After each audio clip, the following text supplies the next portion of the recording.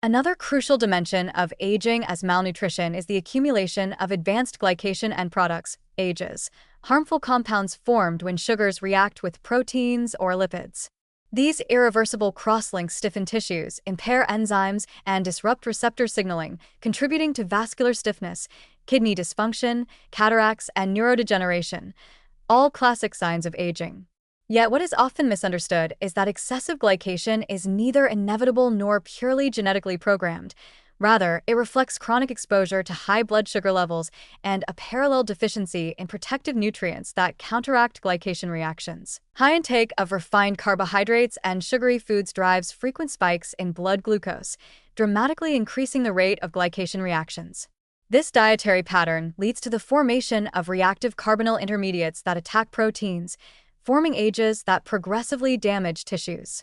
Over time, AGEs accumulate in collagen-rich structures like blood vessels, skin, joints, and the lens of the eye, where they contribute to the stiffening, discoloration, and brittleness commonly attributed to normal aging. However, the burden of AGEs is not solely determined by sugar intake.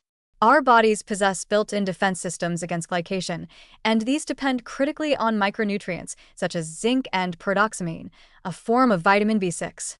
Zinc stabilizes cellular antioxidant systems and supports enzymes that detoxify reactive carbonyl species, while pyridoxamine directly scavenges intermediates before they can form AGEs.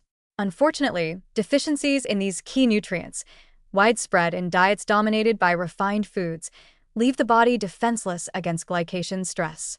Without these protective factors, even moderate glycemic excursions can lead to accelerated AG formation. Studies confirm that individuals with diets high in refined carbohydrates and low in anti-glycation micronutrients exhibit higher circulating AG levels and faster progression of complications like arterial stiffness, kidney dysfunction, and retinopathy.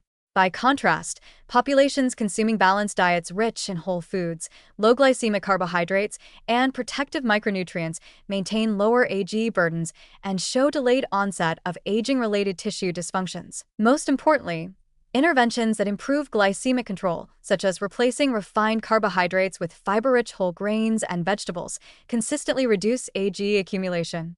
Supplementing with nutrients like zinc and pyridoxamine further enhances this protective effect by quenching reactive glycation intermediates, preserving the structural integrity of proteins, and reducing inflammatory signaling triggered by AGEs. This evidence reframes the accumulation of glycation damage not as an unstoppable, inherent component of aging, but as a predictable result of modifiable lifestyle and nutritional choices.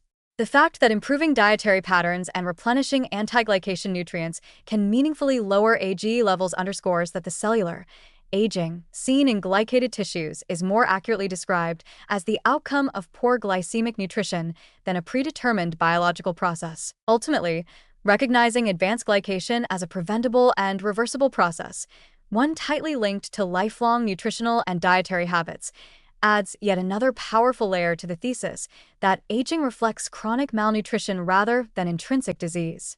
By managing glycemic load and ensuring a steady supply of anti-glycation micronutrients, we can preserve tissue flexibility, organ function, and youthful cellular behavior well into older age, redefining the boundaries of healthy aging.